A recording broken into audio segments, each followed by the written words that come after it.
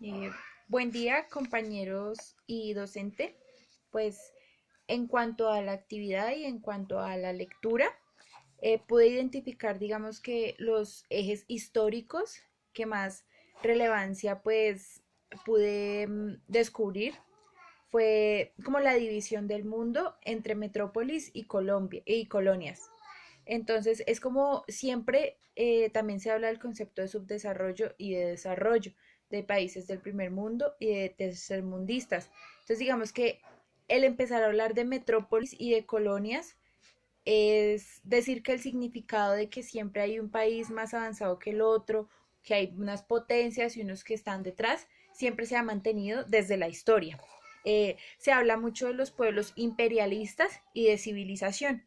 En el fin de la Primera Guerra Mundial se da la misión civilizatoria de parte de los países de Occidente sobre los países atrasados, por así decirlo, tercermundistas, en subdesarrollo, o sea, que van en camino al desarrollo.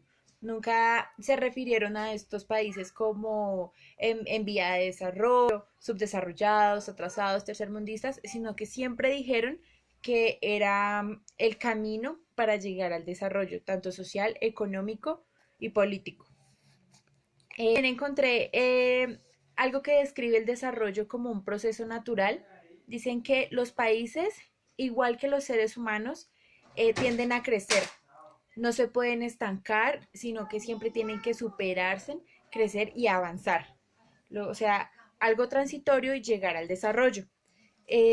También plantea que las potencias lo que quieren hacer es un sistema político de subordinación que mantenga a los países del tercer mundo, los países que están en subdesarrollo, les frustre los avances de las capacidades productivas y sociales que estos tienen para que sigan ahí en el subdesarrollo, en vía de desarrollo, pero como tal no lo lleguen a alcanzar.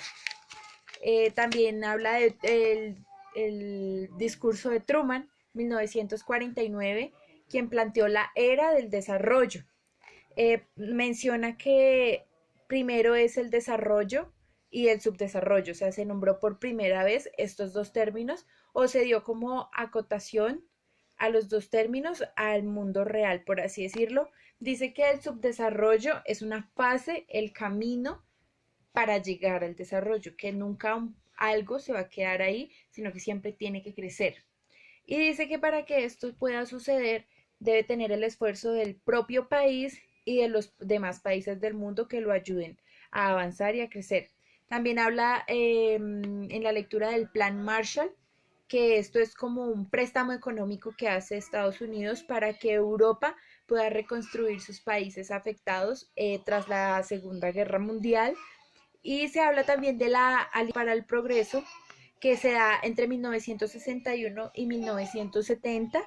Es un programa para ayudar económica, política y socialmente de Estados Unidos para América Latina. Esto debía tener una duración de 10 años. Su inversión iba a ser de 20 millones de dólares y tenía como pilar lo siguiente: mejorar la vida de todos los habitantes del continente bajo un incremento anual del 2.5% en sus ingresos de capital. Decía que establecer gobiernos democráticos, eliminar los niveles de analfabetismo en los adultos, tanto adultos jóvenes como adultos mayores, y la planificación económica y social del país. Todo esto para ayudarlo a crecer y para ayudarlo a desarrollarse.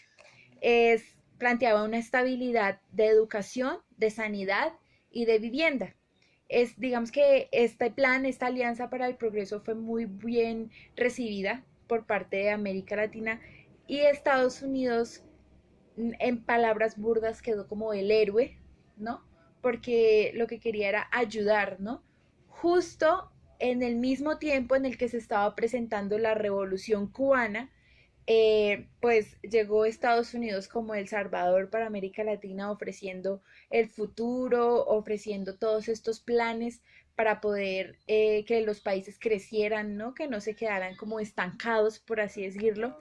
Entonces, Cuba no estaba muy de acuerdo con esta alianza, y lo que quería Estados Unidos era contrarrestar la influencia de esta revolución diciendo que pues estos países iban a estar ayudados y pues, si estaban ayudados no tenían motivos por los cuales tener que presentarse a una revolución. En cuanto al video que estaba enlazado en el aula, también veo que nos hablan del desarrollo de la misma forma en la que se crea, ¿no?, un sistema capitalista y de consumismo en el que nos obligan siempre a estar en cambio, a estar en consumo, y entre más consumo, entre más gasto, entre más capacidad tenga el bolsillo de gastar, más desarrollado se está, ¿no?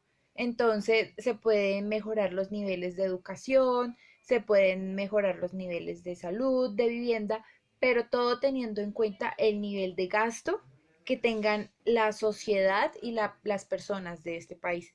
Entonces, tanto con qué me quedo yo, con lo que nos han planteado siempre las potencias y los países desarrollados, por así decirlo, es que hay que consumir, hay que capitalizarse para poder llegar a un buen desarrollo. Muchas gracias.